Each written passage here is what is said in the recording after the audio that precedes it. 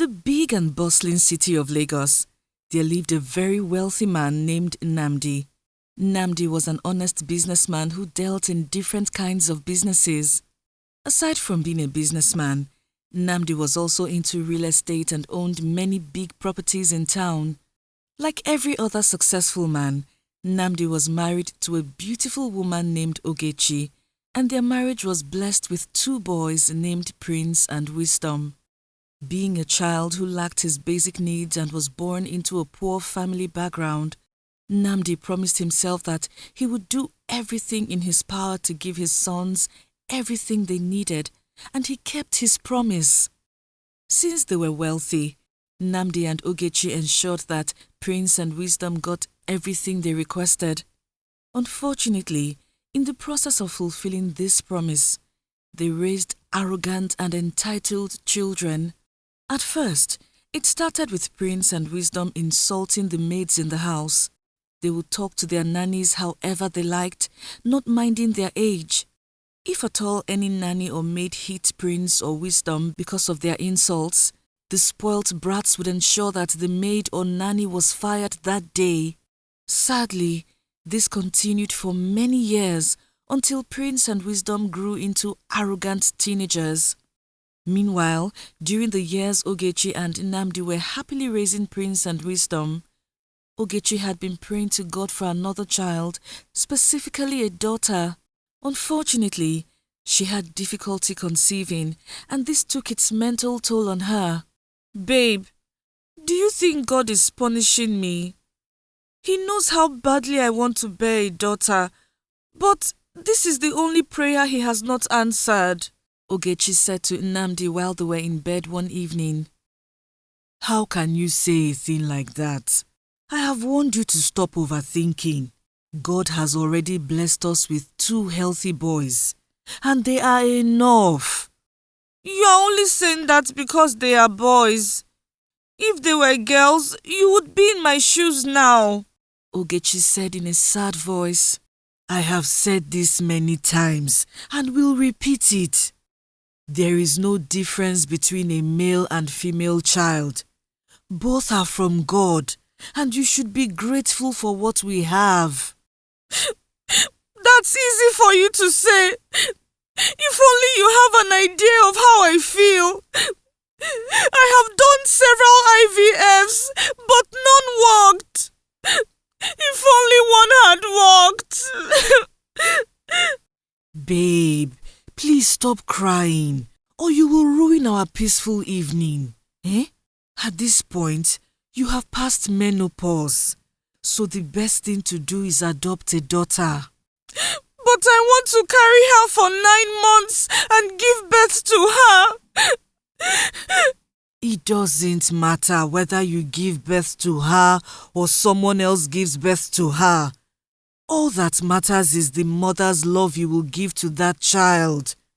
I'm sure there are many children out there looking for a kind and beautiful mother like you." "I think you are right. It doesn't really matter. We will go to the orphanage tomorrow. I'm already excited." The following day, just like Ogechi and Nnamdi discussed, the couple went to an orphanage to adopt a daughter. Initially, before Ogechi arrived at the orphanage, she planned on adopting a newborn baby girl, but upon getting there, she met a 13-year-old orphan girl who stole her heart, and she changed her mind. "Babe, are you sure about this? It's easier to raise a baby than a child that has grown this big," Nnamdi tried to convince Ogechi. "I know, but I've thought about it. Bringing a newborn into our home will be a chore for us, and I don't think we still have it in us to take care of a baby. I think it's better we adopt someone older. At least she won't be too young for Prince and Wisdom to play with and spend time together." If that is what you want, then you have my full support." That day, Nnamdi and Ogechi adopted a 13-year-old girl named Cynthia and took her back to their home. To make Cynthia feel loved and comfortable, Ogechi went shopping for her and bought toys, clothes, and many other things she knew she would love. At first, after Cynthia moved into her new home, she was very shy and barely spoke to anyone apart from Ogechi. But as the months passed, she got used to her new father, her brothers, and the maids at home. When this happened, Ogechi was very pleased and she tried her best to make Cynthia happy. Ogechi even loved that Prince, her older son, who was 18 years old, had gotten close to Cynthia, and she secretly prayed for wisdom, her younger son, to fully accept Cynthia as his sister. Sadly, Ogechi did not know that Prince and Cynthia's close relationship was not what she thought it was.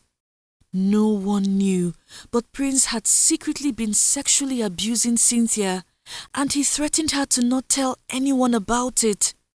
The first time Prince forcefully had his way with Cynthia, he invited her into his room to watch a TV show with him. Innocently, Cynthia believed Prince and followed him into his room, but sadly, Prince raped the poor young girl. What are you doing? No, please stop! Stop, Joel. Brother just wants to love you more. And threatened her after the act. Afraid that Prince would kill her like he had threatened her, Cynthia did not mention the rape to anyone, not even her mother. Even when one of the maids confronted Cynthia because she noticed that Cynthia would wince in pain whenever she walked or sat on the couch, Cynthia cooked up a lie. In less than a year of living in her new parents' house, Cynthia suffered sexual abuse and it began to eat away her self-esteem. Sadly, after being raped several times, something heartbreaking happened. Unknown to Cynthia, she had gotten pregnant before she even had her first period. And because she was still young and naive, Cynthia could not tell that she was pregnant and that her body was changing. After Cynthia got pregnant, the only difference was that she had added a bit of weight and her stomach became harder than usual. About 3 months after Cynthia got pregnant, Ogechi noticed Cynthia's unusual increase in appetite and her hard stomach. Afraid that something was wrong with Cynthia, Ogechi decided to take her to their family doctor. Mrs. Nnamdi, I'm afraid this is worse than we thought, the doctor said after examining Cynthia and obtaining the test results. Is she sick? What is wrong with her? Ogechi said in a concerned voice. I'm afraid not. She is pregnant. Did you say she was just 13 years old? Pregnant? Ogechi chuckled dryly. That's impossible. She isn't even old enough to have sex. Here is the test result. You can have a look, the doctor said, stretching the test results to Ogechi. No, I cannot believe this. This must be a mistake. Cynthia? Pregnant? Ogechi said as she scanned through the test result. Please do the test again, Ogechi said, tossing the papers back to the doctor. If that's what you want, we will carry out another test, the doctor said as he led Cynthia out of his office. God, this cannot be possible. Cynthia cannot be pregnant, Ogechi soliloquized while Cynthia and the doctor were away. This must be a mistake. A few minutes after Cynthia left the office with the doctor, she returned and sat beside Ogechi. Cynthia, my dear, please talk to me.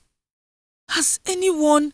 Ogechi said, but when she saw the sad look and innocence on Cynthia's face, she couldn't complete the question. Mommy, what is it? Don't worry, my dear. Everything is fine.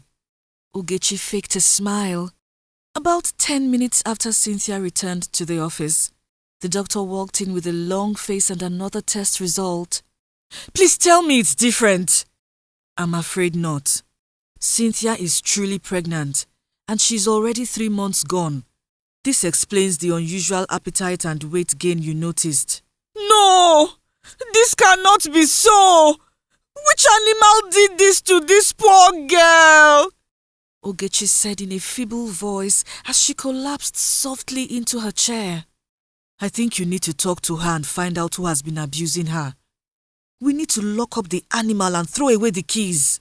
Hey, I have failed, oh. I prayed for a daughter for so long. And after being blessed with one, I failed her. While Ogechi was crying, somehow Cynthia knew that something was wrong. Madam, please get yourself together. This is not the time for tears. Your daughter needs you now, and you need her to open up to you. Please, take her home. Okay, I will, Ogechi said as she slowly got up from her chair. Cynthia, take Mommy's handbag to the car. I will join you shortly, Ogechi said as she handed Cynthia her handbag and car keys. Without wasting time, Cynthia took the bag and keys and left the doctor's office. How do I do this? Where do I even start? Ogechi broke into tears after Cynthia left. You have to. The only reason I have not contacted the police yet is because of my respect for you and your family. Please, this is a very delicate situation, and it should be handled delicately. I will give you a call later this evening. For the first time, Ogechi felt like the world had just crashed on her shoulders, and walking to the car, where Cynthia was waiting for her, became difficult. Cynthia, dear, is it okay if Mommy asks you a few questions? Promise you will tell me the truth, Ogechi said while holding back her tears. Am I sick? Cynthia asked in a sad voice. Immediately she asked, Ogechi burst into tears, but she quickly wiped them off her face.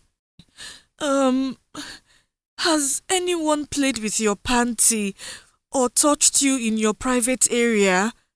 Ogechi summoned up the courage to ask, but Cynthia did not answer. Baby, please tell me the truth. Has anyone played with your private area or hurt you in any way? Ogechi asked again, but Cynthia remained silent. Please, talk to Mommy. If you don't talk to Mommy, I can't help you. Will you make it stop?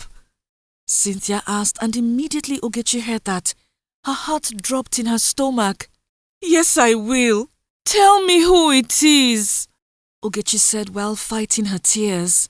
He said he would kill me and feed my body to the dogs if I told anyone.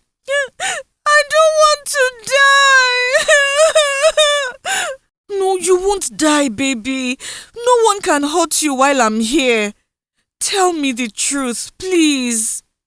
It's Prince. Eh? He has been hurting me with his private parts. And he made me promise I will not tell anyone or he would kill me. Eh? Prince? Which prince? Brother Prince, my brother. No, that's not possible. Prince cannot do anything like that. Are you sure it's Prince? I hope you are not lying to me. No, Mommy. It's Prince. If I take you home now, can you say this in front of Prince? Ogechi said, and Cynthia nodded. Immediately Cynthia nodded. Ogechi inhaled deeply, turned on her car, and drove out of the hospital premises. Throughout their drive home, Ogechi did not say anything to Cynthia. They remained quiet until they got home. Prince! Where is that foolish boy? Ogechi yelled as soon as she got out of her car. Since Cynthia moved into her new home, she had not seen Ogechi that angry, and the sight terrified her. Mom, what is it? Why are you yelling my name? Prince asked. He was playing video games with Wisdom in one of the living rooms when Ogechi returned home. Did you or did you not sleep with your sister? I need the truth now! I don't understand you, Mom. Look here. Don't play games with me. I am just returning from the hospital and Cynthia is already 3 months pregnant. So you better start talking. Mom, how could you accuse me of such a thing?